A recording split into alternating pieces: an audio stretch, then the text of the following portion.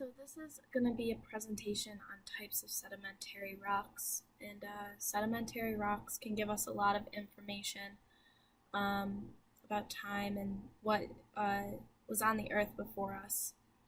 There are two main classifications of sedimentary rocks, detrital or clastic, and chemical. So detrital is classed cemented sediments or minerals or fossils. Grain size is how we classify those, and the grain size will give us the name. Chemical rocks are rocks formed by precipitation. Chemical composition is how they're classified, which will give us the name. So we're going to talk about detrital. So coarse grain rocks, there's two. Conglomerate is rounded rock fragments. That's how you tell, and that tells us that it's been transported. Depicted in picture 2b. And if the rock has angular fragments, it's going to be breccia, which is in 2a to the right. That tells us that it didn't move far from the source rock and that it's found at fault zones. And these are both coarse grains, so they're over 2 millimeters. Medium grain rocks, the medium grain rocks usually range from 1/6 to 2 millimeters. And sandstone is typically sand that's cemented together, and sand is rounded and well sorted, and it's easy to distinguish with your eye, and it's depicted in 3A, and you can see the banding. If there's an abundance of feldspar, it's categorized as argyros, and that's in 3B. Fine and very fine grain rocks, silt is finer than sand, but coarser than clay, so it falls right in the middle, and that's why we call them fine grain.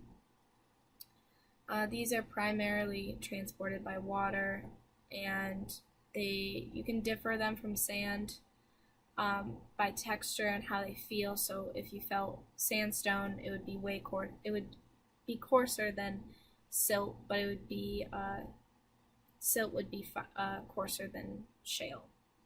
In that, there's a picture of shale in 4A. Shale is made of mud or clay grains.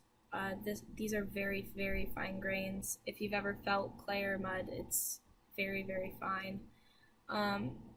These are compressed by overlaying rocks, so it forms flat and thin layers that can break, which is called facility, and if you looked at the side of it, you'd be able to see these layers, so that's where they break, and that's in 4B.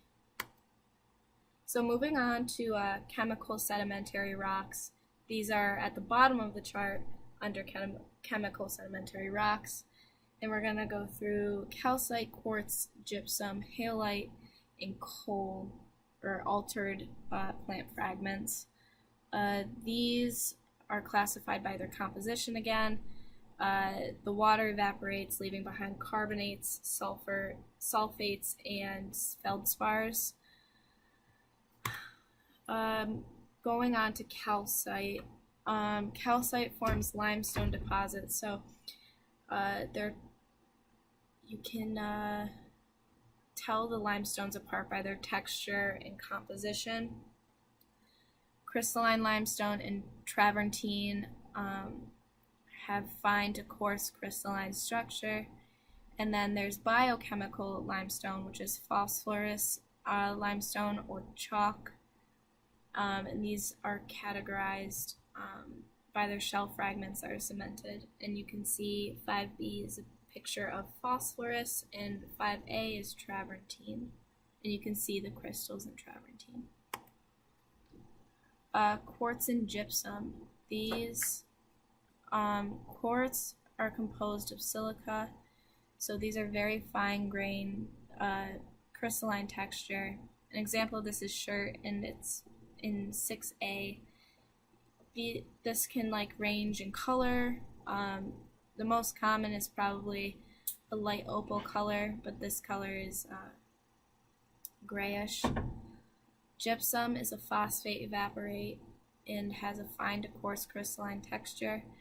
These can be found in arid climates because it is soluble, so being in a wet, damp environment would just it would just dissolve. And so halite and coal.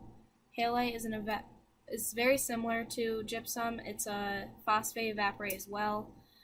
It's also a fine to coarse crystalline texture. And an example is rock salt. The way you differentiate these two is their chemical makeup. So those two are they're actually very different. Coal is sorted plant fragments, so these are compressed. These go through a series of compressions, and it makes them very fine-grained organic matter. Coal is on the bottom, and the rock salt is on the top.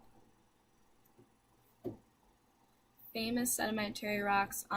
These are just a few that I've pulled. 8A is Mount Everest, and that's the highest peak in the world. It's comprised of limestone, shale, marble, and palite. 8B is the Grand Canyon, and this is probably one of the most toured places in the world.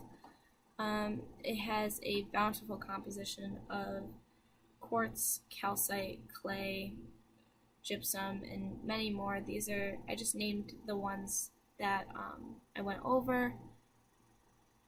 So there's a lot of different sedimentary rocks in there. 8C is Pimukale, which is translated to Cotton Castle. And this is primarily made up of travertine, which is deposited by the hot springs around it. This was formed over the Greco-Roman city of Hierapolis. So the city is no longer there, it's just this cotton castle. These were just a few examples. There are many more famous sedimentary rock structures. Geologists love them. They give off so much information about what was there before. And that concludes the end of this presentation.